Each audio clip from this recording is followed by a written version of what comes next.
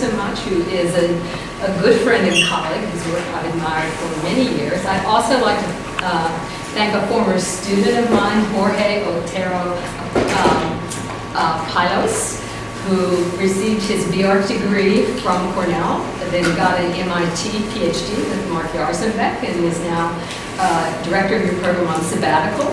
Jorge very kindly invited me when we had a discussion about this work, and I showed him some film clips. Unfortunately, we determined a time before he knew that he was going to be speaking at Cornell's Earth Symposium, which is celebrating the 50th anniversary of the Earth Art Show. That was held at Cornell with people like Robert Smithson, and he's actually doing an installation in our gallery. So that's the reason he's not here, and it's also the reason why I'm not at Cornell. I'd also like to thank Rachel Erickson for all of her help with the logistics and the technology, and I have a feeling, since I'm usually like a Jacques Tati character who throws out a negative force field with technology, and I have a lot of film clips, she's going to help me, she's assured me, and I'm sure it'll be very smooth. And I'd also like to thank Meredith Rule, who's the administrator for the preservation program, who's been fantastic, very gracious, and exceedingly helpful as well. So without further ado, I can't believe we have like stereoscopic screens here. So that's wonderful. Can you hear me? I have to say, since I retired, I'm probably out of practice. Do I need the microphone, or is it okay? Okay, good. I've also had a bit of sinus infection, but I think the film clips will speak for me. For a long time, I have taught the history of cities and architecture through cinema. And here I was inspired by my colleague and friend Donald Albrecht, who wrote one of the first books on modern architecture and film. And so that was sort of the beginning of my interest as a scholar in film. And for the last 6 years, I have worked with the New Delhi director, Vani Subramanian. As I said, many years ago, we're still working on the film, you'll see clips from a documentary in progress. She approached me and said, I know you've been writing about these single-screen picture palaces in Bombay, and of course, as you'll hear, many of them are disappearing as they are all over the world. Would you like to collaborate with me on a film about this? And I have to say, we really didn't know what we were doing. The only thing we did know was what we didn't want to do, which was to make a documentary film that was kind of drenched in nostalgia for the Vanishing Picture Palace. And so you'll see what we did decide to focus on as a result of kind of stumbling around in Mumbai, in Calicut, in Chennai, and in Jaipur. So, without further ado, I'd also like to do something perhaps a bit unusual. I'd like to dedicate this lecture to Mr. Nazir Hussain, who is the owner of the Liberty Cinema. This is a photograph that was taken in 1947 of the groundbreaking at the Liberty Cinema in Bombay. It is, I think, the most intact, most beautifully preserved of all the Art Deco picture palaces in Bombay, now called Mumbai. And that's Nazir, when he was 6 years old. His father, Habib, who was the son of a cotton broker. He was trained to be a cotton broker, but he was a cinephile.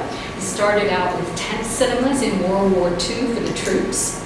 They had 45 cinemas, including the tent cinemas, as well as brick and mortar, but the Liberty was his showcase, built as India gained independence and opened in 1949. So Nazir was the champion of Art Deco architecture, its preservation, and its role in Bombay's history and cultural life. He was a modern man and yet a gentleman of the old Bombay, definitely not Mumbai, as it came to be called in 1995. He made my work and Bonnie's work possible, and those of countless other scholars, architects, and preservationists because of his generosity with his time and his knowledge. He was the godfather and star of our documentary in progress on single-screen cinemas in India. And I will miss him deeply, and Bombay will never be the same without Nazir. Okay, now a jump cut in the lecture. I want to talk about Clarence Stein, which does seem rather abrupt. You may know him as an American architect and planner. He believed that cinema halls were community institutions. And as you can see this quote from his Towards New Towns for America, he believed that they alleviated the loneliness and loss of dignity of modern urban life. Interestingly, he had a very intimate connection to the film world. His wife, Eileen McMahon, was a star of both the Broadway stage and Hollywood film as well.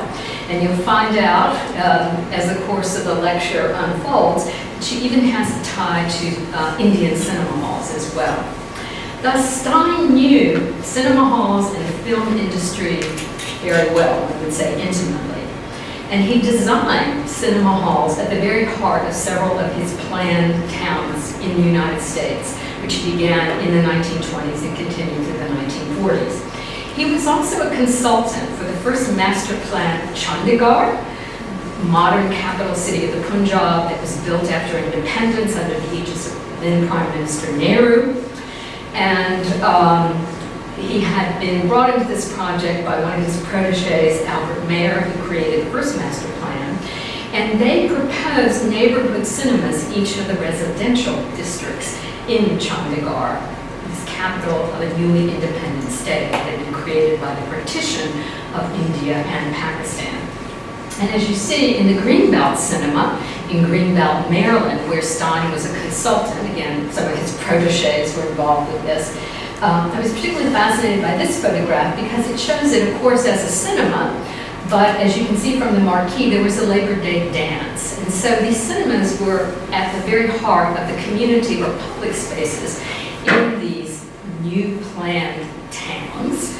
And there was also a sense here that the cinema could be used for purposes simply beyond the screen of films as well. And although this might seem a bit improbable, I'm going to argue tonight that Stein's ideas about cinemas and communities come together in my lecture tonight, I hope I can prove, and also in the documentary film that Bonnie Subramani and I are making. Now, here you see the Liberty Cinema on its opening day in 1949. It was then called Bombay. These Art Deco single-screen cinemas were designed by some of India's first professionally trained architects. And they were also built of what is called in India RCC, or reinforced cement concrete, what we would simply call reinforced concrete. So these Art Deco buildings gave, as Mumbai conservation architect Ava Narain Lamba has observed, it gave Indian architects, engineers, contractors, and building craftsmen experience with modern materials and construction in the 1930s and 40s, again, long before Chandigarh, which most of us know as the sort of emblematic modern architecture and planned city of India. This popular and global modernism of Art Deco was designed and supervised, as I said, by some of India's first-generation professionally trained architects, many of whom studied at Sir J.J. College of Architecture in Bombay, which was the first school of architecture in all of South Asia. Single-screen cinemas are also monuments to a once inclusive India, where film brought together men and women from different faiths, different classes, and communities in one space, although within that one space they would be segregated spatially.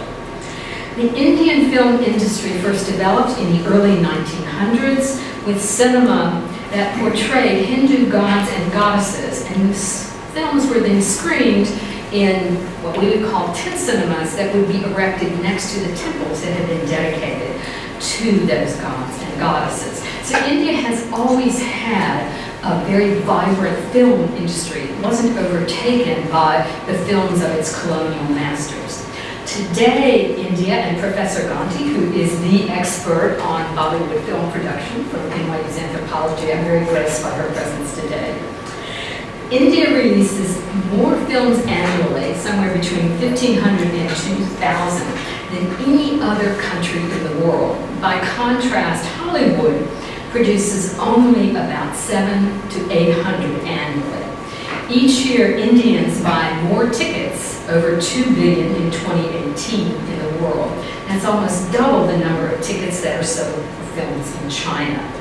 And yet, there's only one cinema hall for every 96,000 film goers in India.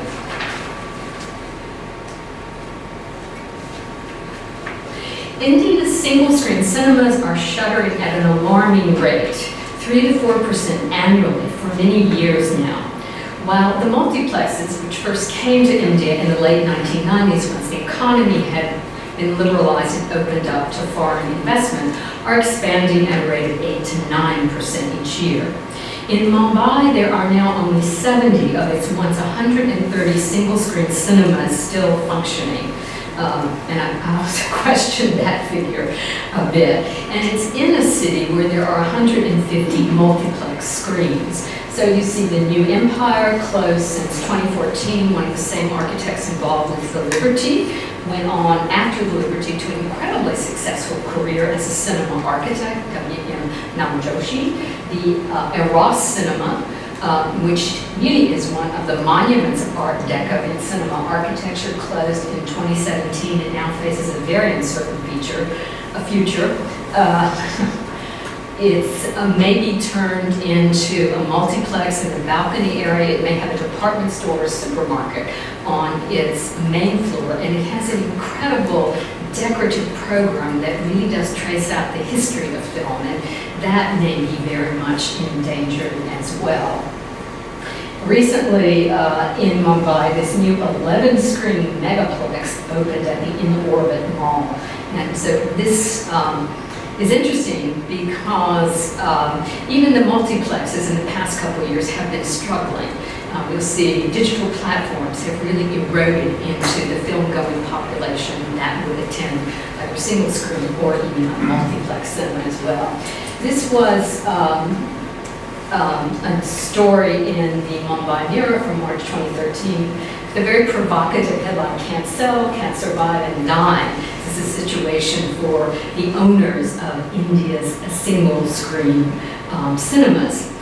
They often sit, particularly in South Mumbai and Central Mumbai, on very prime real estate. India has some of the most expensive property in the world, and particularly in Mumbai.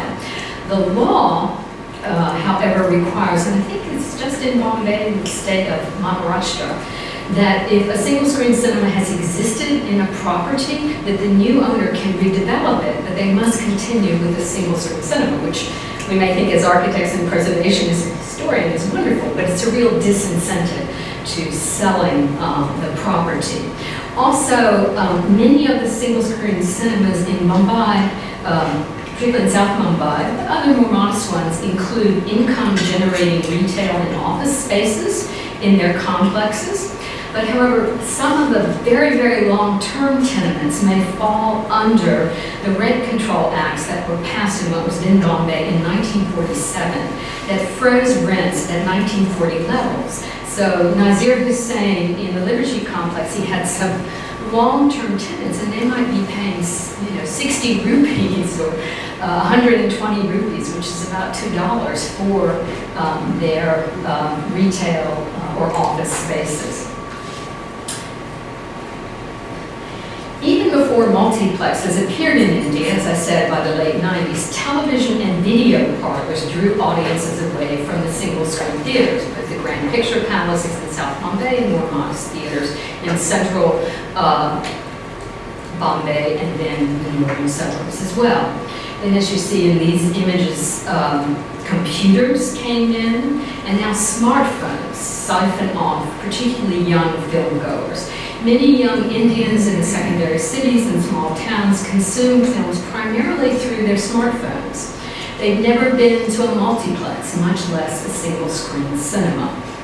Mumbai, as Avalamba has noted, is a city that is starved for cultural and community venues.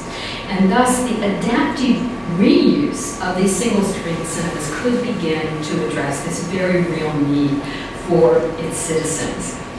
And tonight, what I would like to do is to focus on two single-screen cinemas, the Liberty and the Super Plaza Cinema in Mumbai. And then several hundred miles down the coast, in Calicut in the state of Kerala, the Crown Theatre. Also, it's a more modest picture palace that was opened in the 1940s, so coterminous with the Liberty Cinema. I found this particular map on the internet, the source of all knowledge these days. It's very interesting because it shows the existence of Jewish communities in India. And it turns out that Jewish Indians were very prominent in the film industry. They were actors and actresses, producers, screenwriters, and directors, so I thought that was particularly appropriate. So, as I said, we will be looking chiefly at Mumbai and Calicut in the three cinemas that I'll discuss tonight.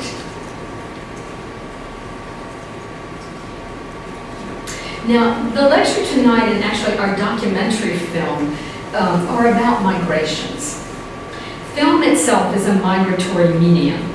In July of 1896, just 6 months after the Lumiere brothers screened their first films in France, they presented these films in Bombay to a European-only audience at Watson's Esplanade Hotel, the southern end of Bombay, which traditionally was the fort area of the colonial rulers and of the elite in Bombay. So as you can see here, one of the first films of the Lumiere brothers was Arrival of a Train, and you can see this advertisement from July 7, 1896 Bombay newspaper where the arrival of the train is being screened at Watson's Hotel. Modernisms are also migratory, and Watson's Hotel, it's a very interesting conjunction of the first films being shown there with a prefabricated metallic architecture that migrated from an English foundry. So it's interesting to me that a modern constructional system and a modern mass media film become conjoined at Watson's Esplanade Hotel. It was built by an engineer, Roland Mason Ordish, who of course never visited Bombay. He was also involved in the design of the Crystal Palace and went on to design a number of cast and wrought iron structures, particularly for expositions as well. Just as an aside for the preservationists, unfortunately, Watson's Esplanade Hotel, now called the Esplanade Mansion, I've been going to India and Mumbai for over 20 years. It's always been in terrible shape.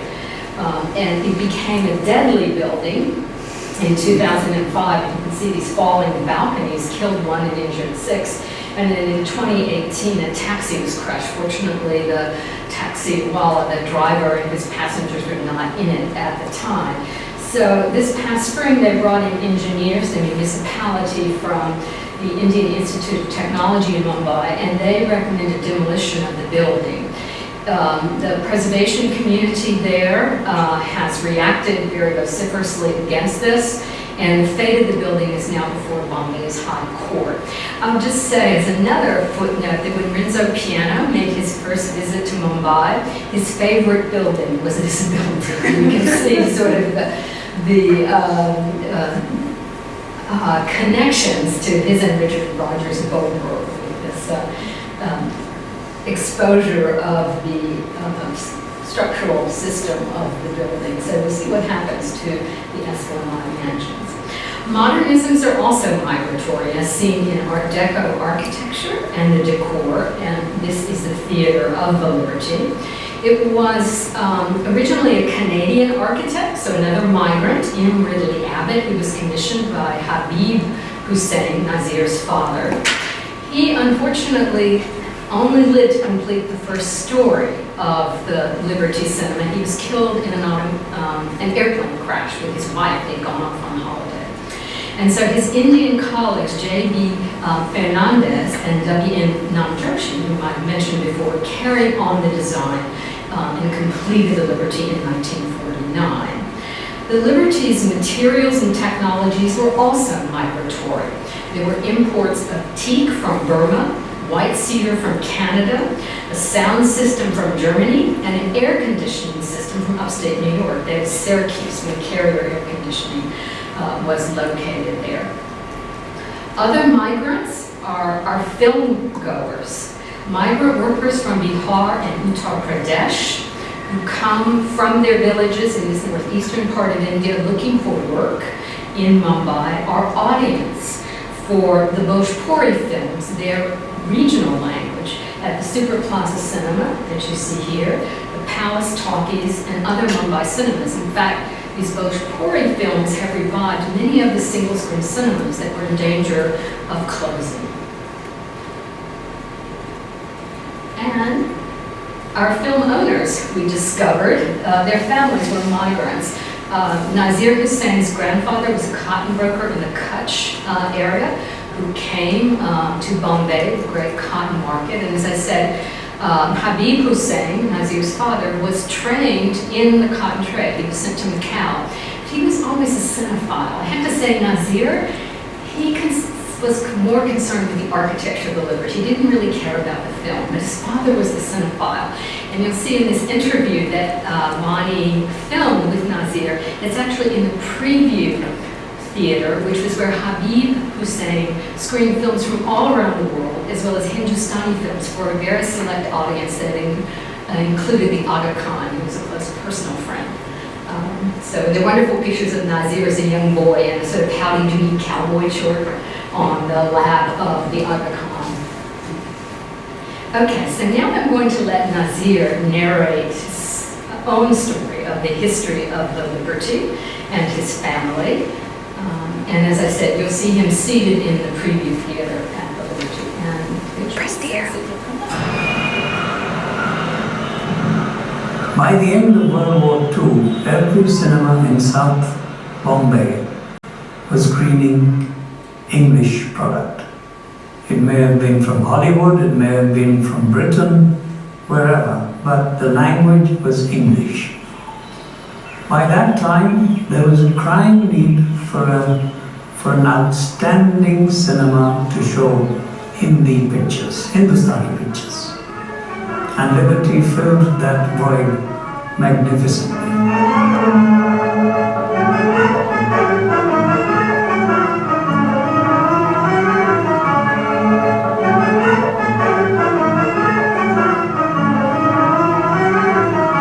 It was called the Liberty Cinema because we started in 47, India got its independence at that time, and that name didn't take too long to establish. The formal opening was a film of Mehboob Khan called Andaz. And the curtain opened sideways in those days. The screen was small. Now it's vertical because the screen is as big as it can get.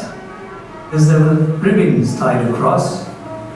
I cut one of the two ribbons, and a young daughter of Moti Chand, who built this cinema, cut the other ribbon. There were no ministers and all the rest of that.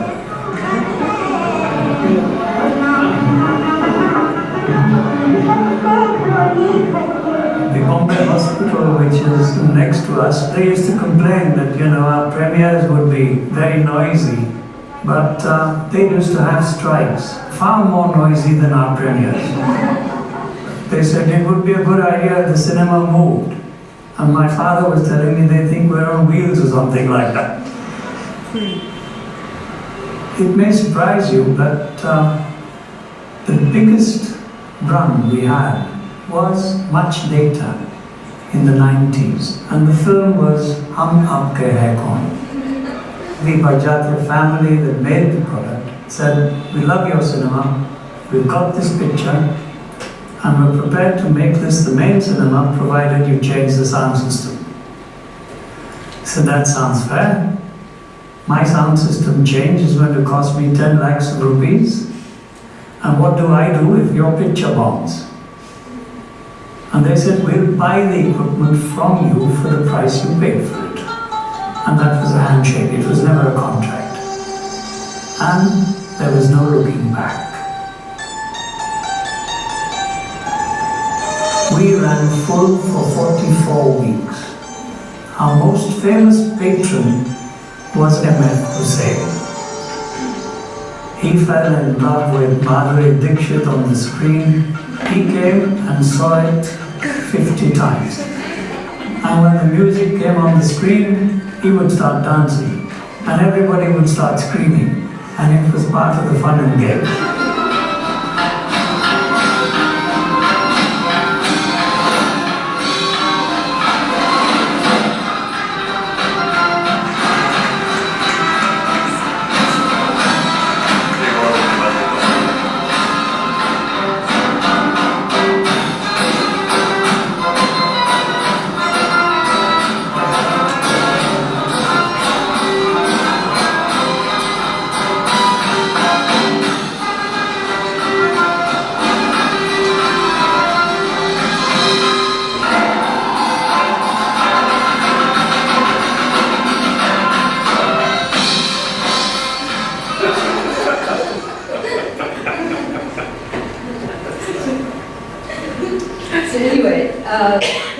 After we've heard Nazir narrate the history of his family in cinema, the last segments of that clip you saw are the uses, the adaptive reuse of the Liberty cinema that he really pioneered. The cost of running the Liberty cinema, it's a 1,200-seat theater, it became so onerous that Nazir, at a certain point several years ago, suspended film screenings. He said, I'm losing too much money. If I shut it down, I don't lose as much money. And at that point, he began to reinvent Liberty. And as this marquee that I shot in 2016 indicates, he promoted it as a venue for concerts, film festivals, plays, company annual general meetings, and other events. The night that I shot this photograph, the theater was actually closed for film shoots, so that's why you can't really see the entrances. There's black cloth, and even over the placard where they usually display the film, that was blackened out as well. And for many years, it has been used as a venue for first film shoots, music videos more recently, and TV serials as well. Live performances at the Liberty necessitated his expanding the stage by removing several rows of seating in the orchestra area. Basement storage areas were converted into dressing rooms for the performers and also a small green room as well. And the concession stand, which was on the balcony level of the Liberty, was expanded into a sit-down cafe. And just to explain a bit about what you saw in that last segment, in 2012, the Liberty hosted its first live performance. It was a film festival devoted to fearless Nadia. She was India's first female action heroine. As you can see, it was accompanied by live music on the stage, and in homage to her acrobatic feats, the violinist was suspended from the ceiling and he rotated. So it was really quite wonderful. Fearless Nadia was herself a migrant. She was originally from Perth, Australia. She came to India and she became one of the first female film stars and an action hero as well. So this was sponsored by the Australian consulate, and it was part of a series of programs and events called Ozfest. In 2015, the automotive royalty, the Rolls-Royce and its peers, was held as a symposium. It was very apt because Nazir was saying, he said he wasn't passionate about film. He was passionate about the Liberty and Art Deco architecture, but he was also a race car driver, Formula One. He organized many motor rallies across the Himalayas, and so he participated in this symposium. And then in the courtyard of the Liberty, they had this magnificent display of these vintage automobiles. And again, it was very apt because Indian royalty were great patrons of Art Deco architecture and design, and it was wonderful to have their vintage automobiles in this jewel of an Art Deco picture palace, the Liberty. Also in 2014, the Film Heritage Foundation was formed in Mumbai.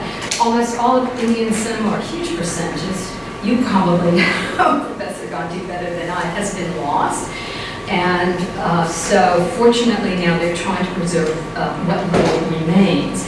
In 2015, they appropriately held their launch for a series of film restoration programs at the Liberty. And Some of you who don't know Bollywood might not have recognized Amitabh Bachchan, who is one of the huge stars and still going strong. He must be in his late 70s or 80s now. So he introduced and spoke at the Film Heritage Foundation. And more recently, Christopher Nolan, who, although he has to shoot digital for commercial reasons, he is a real proponent of 35mm celluloid film. And so they projected his Interstellar in a 35mm version at the Liberty, and he spoke. And it was a huge crowd of young people, and many of them had never been to one of these single-screen cinemas, and they were just totally captivated by the beauty and the elegance of the Liberty. So it was a very, very exciting night. I do have to say, after a rock concert that Nazir decided to sponsor at the Liberty, it caused the plaster to crack and fall. He told me afterwards, he said, no more rock concerts, no more high decibel music. You know, I have to preserve my building. When another Mumbai picture palace reneged as the venue for Mumbai's International Queer Film Festival in 2014 because of threats from right-wing Hindu elements in the city, Nazir welcomed it. And he made a speech supporting LGBTQ rights from the Liberty stage, and it drew a standing ovation from the audience. One of his last wishes was that the Queer Film Festival would continue to consider the Liberty its home. Now I'd like to shift gears a bit, going down 700 miles along the southwestern coast from Mumbai to Calicut in the state of Kerala. Here, Vani Subramanian found a very different migrant audience, and their preferred picture palace, the Crown Theatre. These were prosperous traders and merchants who migrated from Gujarat to Calicut. In Gujarat, this section of India, they came by ship down to Calicut, where they became coconut traders, spice traders, and rare timber traders. This is where Vasco da Gama made landfall. So the Portuguese were here, again, to explore those resources. And this Gujarati trading community, they prefer Hollywood and Bollywood films that are screened at the Crown, which opened in the 1940s. We're not exactly sure when. The family who owns it, they do have a small archive, but you know, they're not historians. There's not a lot of concern about details. These Gujarati traders wanted to set themselves apart from the films that are produced in the local language, although they certainly speak it for business purposes. But they wanted to associate themselves at the Crown with primarily a British, but also a European audience that was consuming Hollywood films and British films, and then eventually, when they left, Hindustani films as well. So there's this interesting sort of breakdown in linguistic groups as well. The Crown Theatre is still owned by the Vinod family, who themselves, again, are migrants from Tamil Nadu in the south of India to Calicut. The Crown Theatre has a wonderful location on Town Hall Road. There are a lot of cultural and educational institutions around it. It overlooks a tank, a large water body, and this is where people come and stroll in the evenings. And here, hopefully, is some early footage that we shot at the Crown and one of its Gujarati patrons, a coconut trader. And one more time. This is a little rough. This is not as polished as the footage that we saw with Nazir.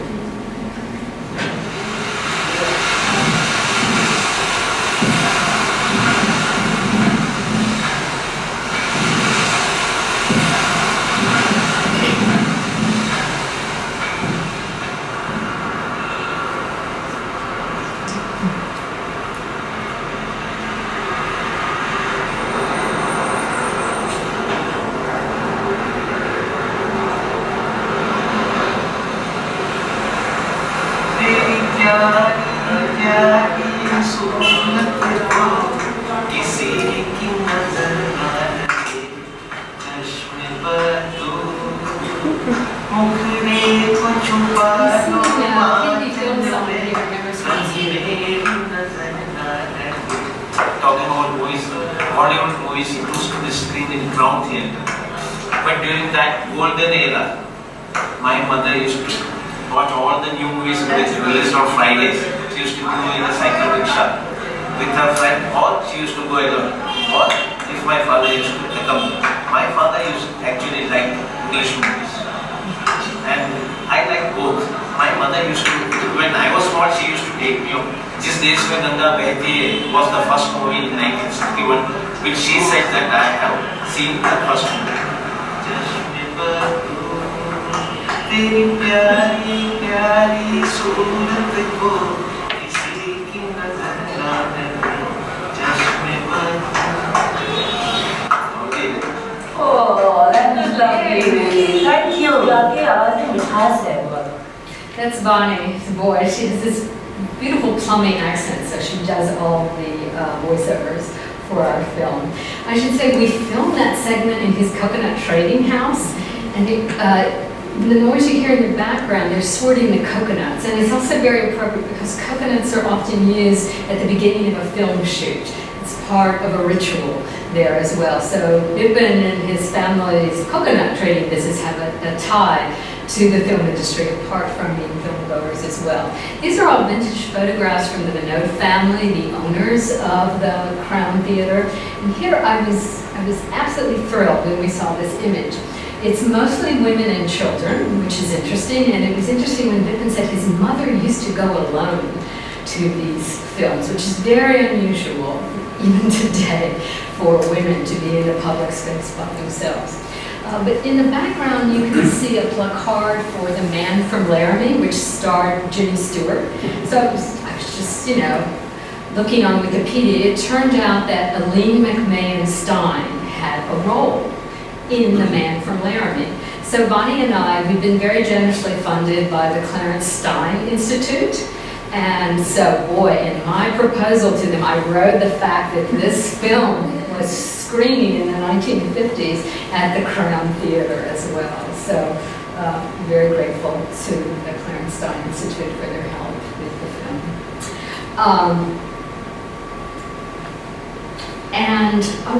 Sorry, I should go back. I just want to point out that, again, this notion of, yes, the cinema halls were very inclusive communities, but they were also internally spatially segregated.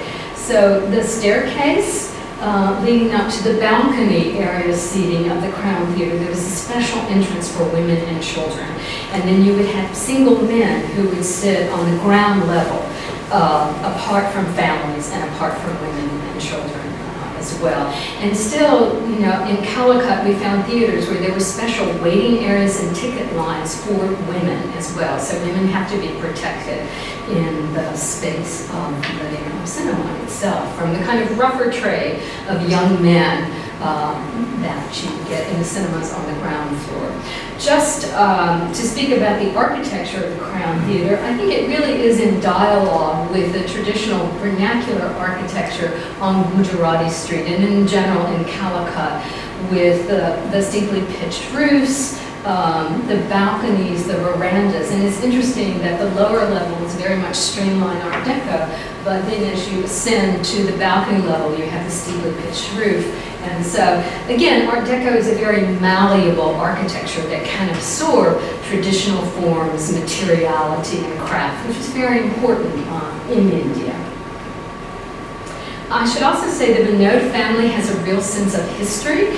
When they converted to digital projection a few years ago, they did not throw out the 70mm projector, and they installed it in the portico. And so when you enter the Crown, you see the projector, and in those metal panels behind it, it narrates the history of the Crown and the films that were screened there. So it talks to you about the history of the cinema, which is really quite wonderful.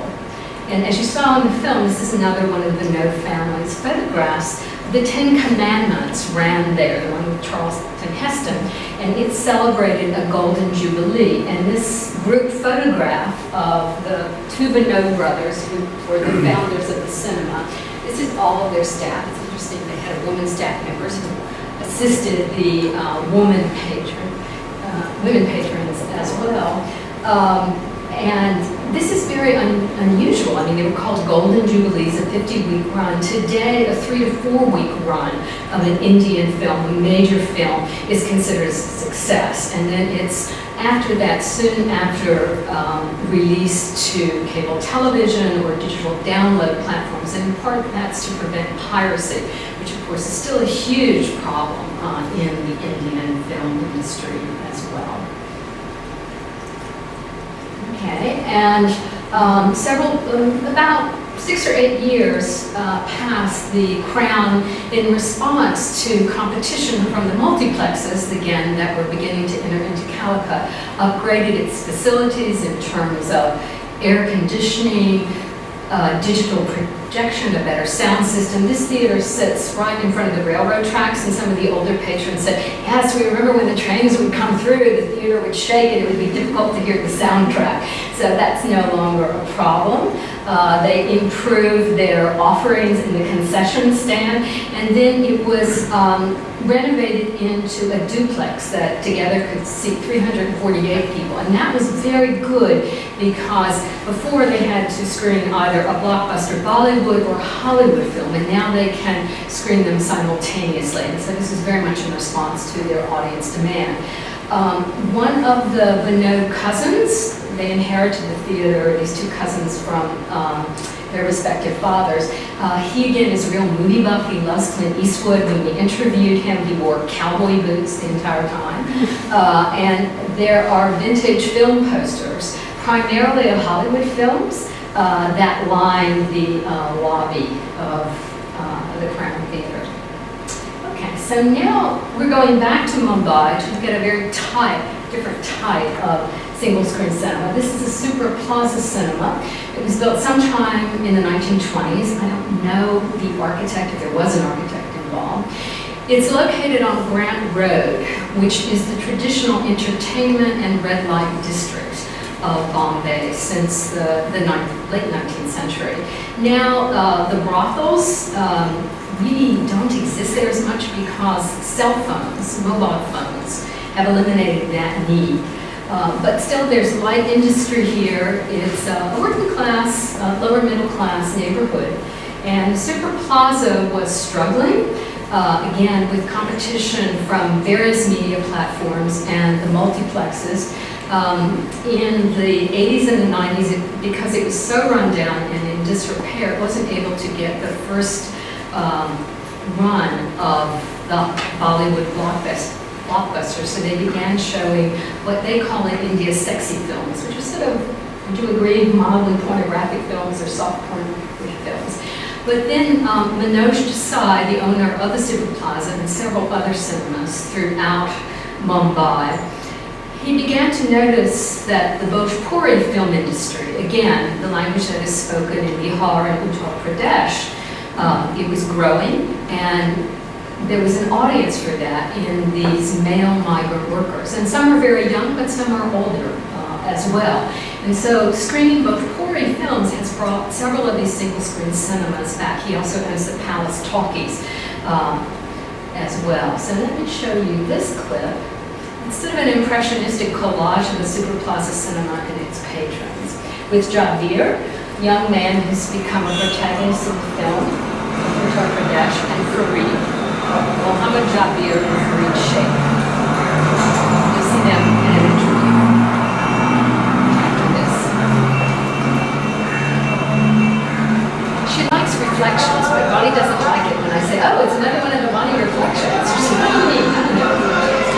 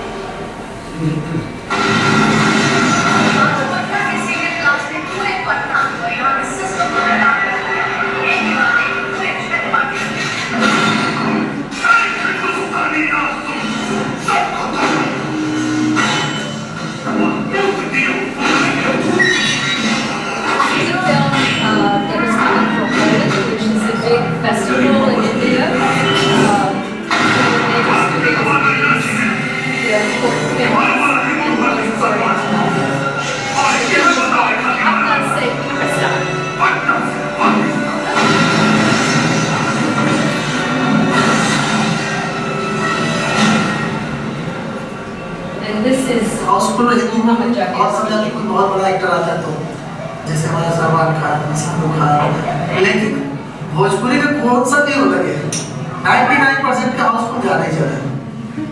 ये चीज़ देखने को ऐसा क्यों है? ऐसा लगता है कि हमारे घर के सीन में ऐसा है। कभी कभी ऐसा होता है कि कोई कॉमेडी हो जाती है तो लगता है अरे तुम्हारे घर में ऐसा होता है, बार आपने भी ऐसा किया।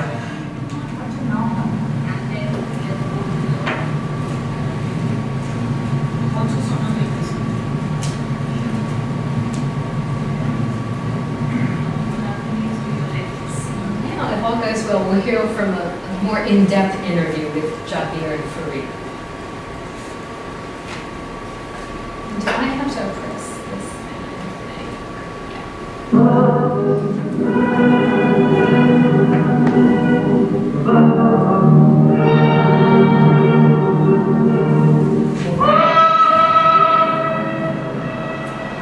मेरा घर उत्तर प्रदेश भदोही में ही है। कारपेट सिटी फेमस है। चूँकि माँ थोड़ा काफ़ी परिस्थिति डाउन थी, तो हमको ऐसा लगता था कि हम अगर जॉब करें तो घर का सपोर्ट कर सकते हैं, तो चलते हैं मुंबई। ये बहुत बड़ी लंबी कहानी है। एक्चुअली कुछ ऐसा लाइफ में मोड़ आया कि एक फाइट हो गई, तो गाँव छोड़ के भाग गया मुंबई। फिर यहाँ पर आने के बाद जॉब की तलाश में बहुत दौड़ा, अपने को सक्सेस नहीं हुआ क्योंकि मैंने अपने सारे सर्टिफिकेट वगैरह सब कुछ घर पे छोड़ के आया। अभी तो गाँव चले जाओ ना तो फिर वहाँ पे 10 दिन 15 दिन के बाद ये होता है कि पहुँचो मुंबई, बहुत अच्छा लगता है। Reed finally did get a job in construction when he was a travel agent. सबसे पहले मैं मुंबई में आया, मैं आपसे क्या बताऊँ, मुझे रोना आता था बहुत। सोचता था कि मैं कब घर पे पहुँच जाऊँ और घर वालों को देख लूँ। मुंबई बहुत डेंजरस है। इनसे मुलाकात हुई तो फिर मुंबई तो वही मुंबई हो गई। यहाँ पर आने के बाद थोड़ा सुकून मिलता है, ये हवा, और ज़्यादा यहाँ पे चहल पहल नहीं है। इसके लिए हम यहाँ पे क्या है ना, गाँव में हम लोग ऐसे ही गाँव में जब ज़्यादा हम लोग को घबराहट महसूस होता है तो फ़ोन किए बुला लेते और नदी के किनारे रहते हैं, तो वहाँ पे नदी रहती थी, अब यहाँ पे समंदर है। एक्चुअली क्या यहाँ पे फिल्में का कुछ ज़्यादा सीन रहते हैं, तो वही देखने को होता है यार यहाँ पे यहाँ हुआ था, अभी चल के हम भी वहाँ फोटो क्लिक करते हैं। क्या बात, लड़की या दोस्त? लड़की। अभी जैसे कि वांटेड का सीन नीचे बहुत सारे हुए, और अभी 2 फिल्म आए थे उसके में भी नीचे जो डेड बॉडी को जलाते हैं सब। तो ये है अंधेरी का post office.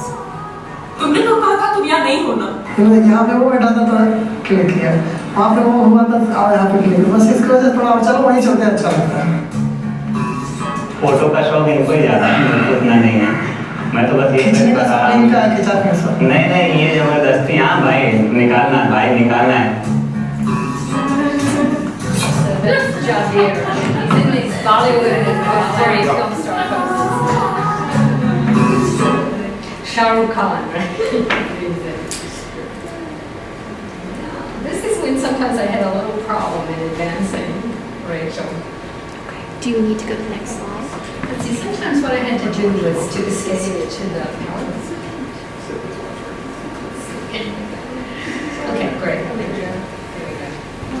Okay. So, as you can see, these Bhojpuri films like Patna Se Pakistan, that was the trailer you saw being screened in the Super Plaza Cinema. They've given these single screen cinemas, some of them a new lease on life with this new audience. At the Super Plaza, as you can see, shows begin in the early morning, and that's to accommodate the workers who are coming off a night shift from the light industries that are still in the Grand Area Road and beyond. The facilities have also been upgraded again because of this new audience that was found for the Bhojpuri films. So the Super Plaza was air conditioned before there were simply fans in it, and you can see they very proudly indicate that on the lunette. It's painted and fully air conditioned. They have also upgraded the canteen or the concession stand facilities, and because these young men, they can't afford to go to the multiplexes But through their phones and through television, through advertisements, they know what the amenities are at the multiplex, and so they begin to demand of the management this sort of upgrading. And so it's interesting that they want to consume Pepsi and Fanta, all the Western beverages, as well as having more traditional Indian fare of samosas and chai. So the manager, Mr. Desai of the Superplaza, said, we're very, very proud of our canteen and the fare at the Superplaza. It's also interesting that these are live performance venues. As I said, the most eagerly awaited films are released on holidays like Holi.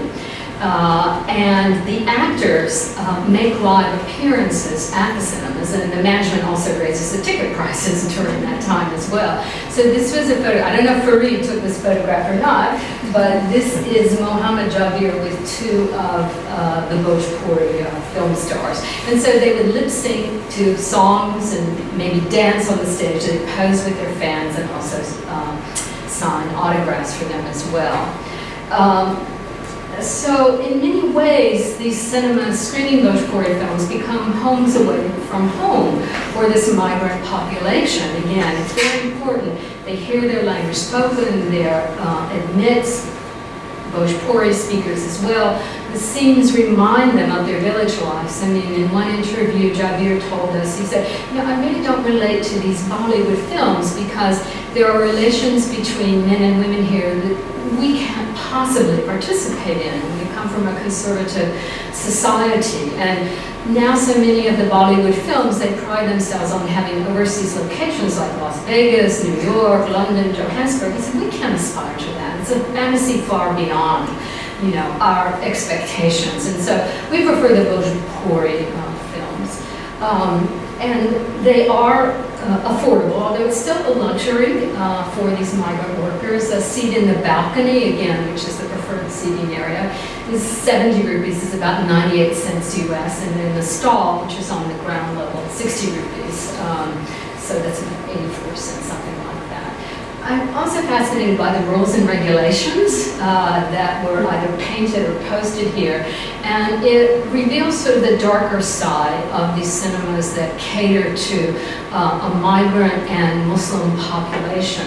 And it's very interesting to me that there is this wanted poster for accused in terror attacks and bank robberies. And in India, again, Muslims and migrants are demonized. Just as in American films, the gangsters, the thugs will be young African American or Hispanic men. They're young Muslim men in Indian cinema. So again, these Bhojpuri films begin to counter that. But again, I found it fascinating that this was posted there. And unfortunately, these single-screen cinemas like the Super Plaza and the Palace Talkies that screen these Bhojpuri films, they become targets of anti-migrant and anti-Muslim violence. So while they are away from home, these young men are never far removed from the harsh realities of their lives as migrants and as Muslims as well. I would say that even though this is a far more modest cinema than the Liberty or even the Crown, that it has good architectural bones. This is a staircase leading to the balcony. As you can see in the Super Plaza, there's polychromatic stonework. It's quite, I think, carefully laid. There's this beautiful embossed glass design with a dancer, and I was being a bit of Lee Friedland, you see my reflection, photographing it there. They are also, I think, spaces that have enormous potential to serve this migrant community in many different ways. As I say, sometimes the young audience members that we interviewed, now that the theaters are air-conditioned, in particular, they'll just like to say, we don't care. If we can afford it, we'll come, because we'll just sleep in the air conditioning. They live in very small tenement rooms that are sometimes 9 by 8 feet. They might be 4 or 5 young men working in Mumbai, but living in these tenement-sized spaces that are called the chawls. And so this is a real respite. It's an open space. When you come in from the noise and the dirt of Grant Road, the temperature goes down, the noise level goes down, there are trees around, there are these very ample courtyards and vestibules.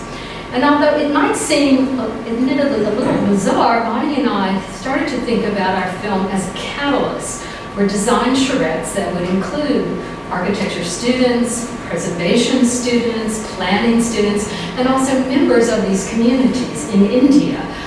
Could these cinemas have other purposes? And Sudeshna Chatterjee, who's a young architect in Delhi, she was actually approached by a multiplex chain that noticed that there were children begging around the open spaces of the multiplex before and after a screening. And amazingly, the security guards did not drive the children off, but they began to talk to them and convey the information to the management that they were children of migrant rag pickers. And so Sudeshna, who works on children's right to play and rights to the city, has done mobile playground units and pop-up architectural structures. So Bonnie and I thought, well, what if some of these generously proportioned and very pleasurable spaces for an audience that doesn't have much access to this kind of space could pop up clinics or libraries or other resource centers either. So this is what we'd like to do. Maybe Colombia, we have lots of single-screen cinemas here that are begging for adaptive reuse.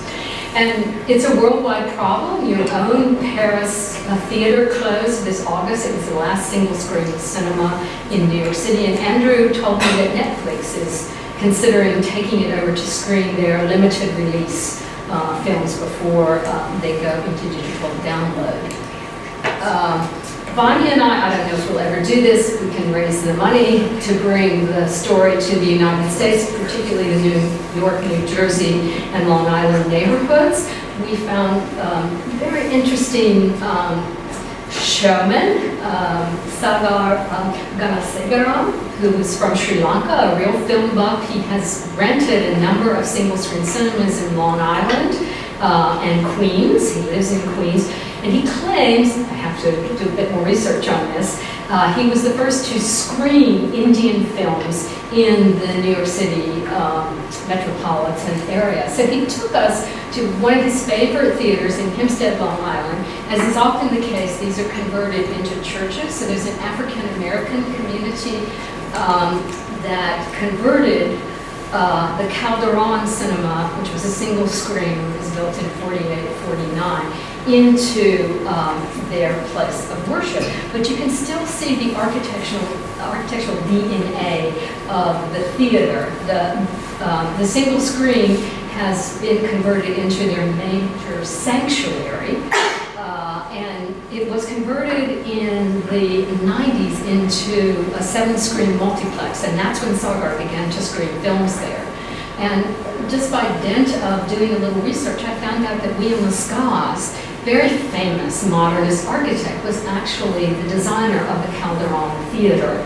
And Salvatore Calderon was a Sicilian immigrant. He built a chain of movie theaters on Long Island. This theater in Hempstead was to be his Radio City Music Hall. It has a beautiful abstract mosaic mural that's in the lobby. You know, these pilotis, has a very modernist look. The mural is by Max Spivak. It's 2,000-seat cinema. As I said, it was converted into 7 screens. That's when Sagar appeared. But it also hosted live performances.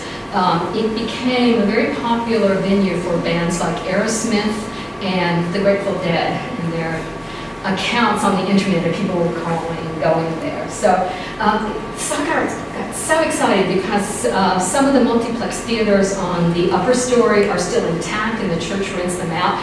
And he told us that I'm going to go and talk to the church secretary and see if I can persuade the church management to let me begin screening Indian films. So we'll see what happens with that. You may have recently read an article in the travel section of the New York Times that Mumbai's Victorian and Art Deco district in the southern part of the city was designated a World Heritage Site. So this is a very important step, particularly for Art Deco.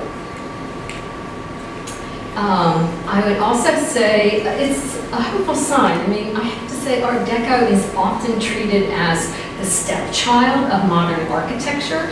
I've characterized it as the girly modernism because it's about color and ornament and texture. And, you know, in contrast to the international style, we might say that was a masculine modernism where there are tropes of structuralism and rationality and modern materiality, which also Art Deco has as well.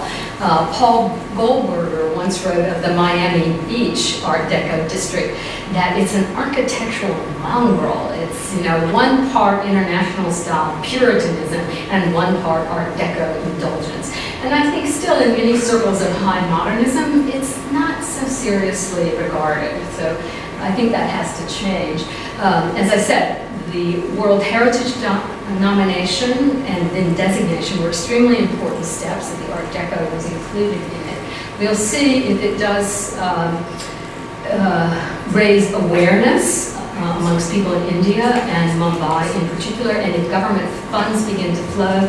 It will be difficult because most of the Art Deco buildings are privately owned. They're offices, hotels, apartment buildings, and of course the single-screen cinemas.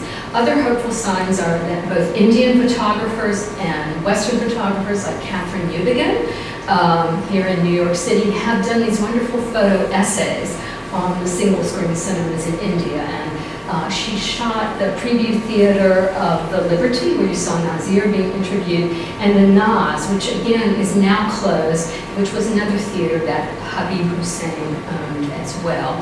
There are also scholars and architects and preservationists who are writing and have for the past 10 or 15 years important books on Art Deco in Bombay in particular, Kamu Iyer, Rahul Malhotra, Abba Lamba, etc. And it was Abba who really was the main force behind the nomination for the World Heritage Site, which is a very onerous process. And the problem was many of these Art Deco buildings, there was no documentation for them. So she and her team really had to create that, and now it's a really remarkable source.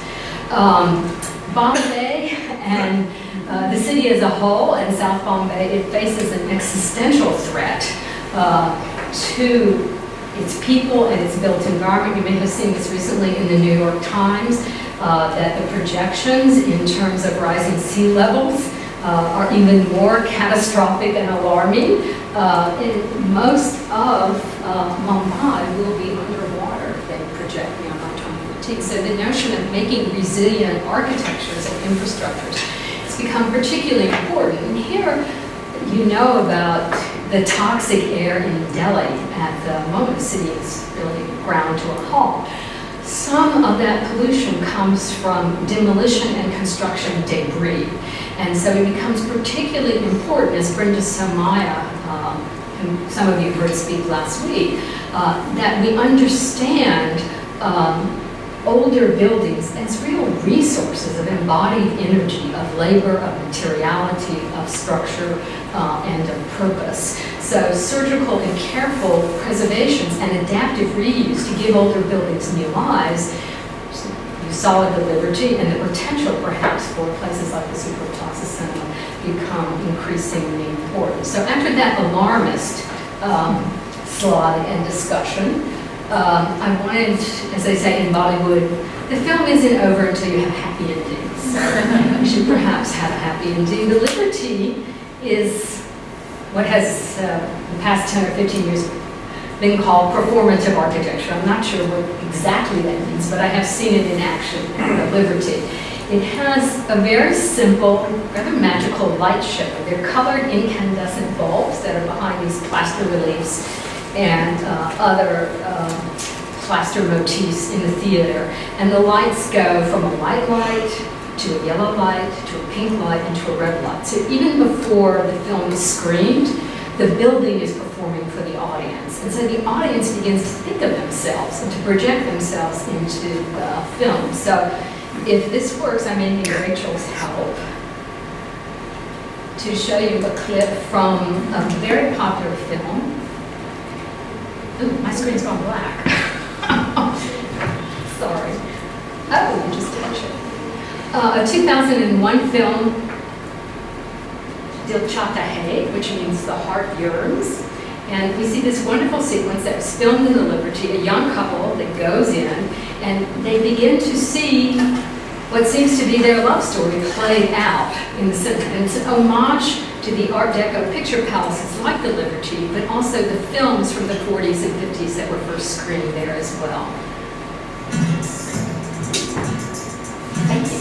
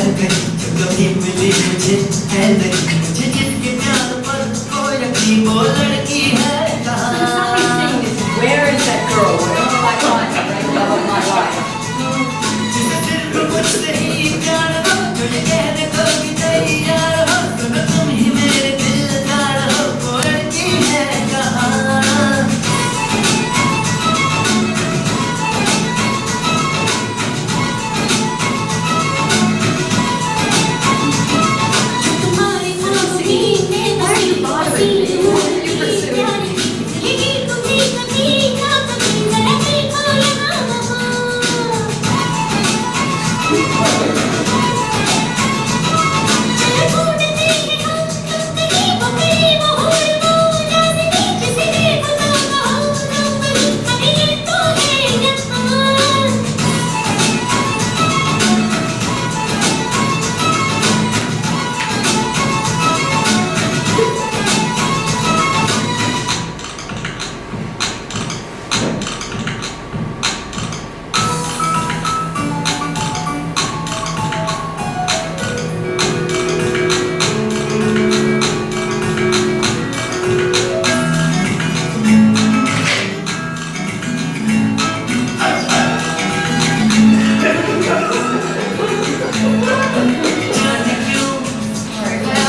And then they go on to another Bollywood.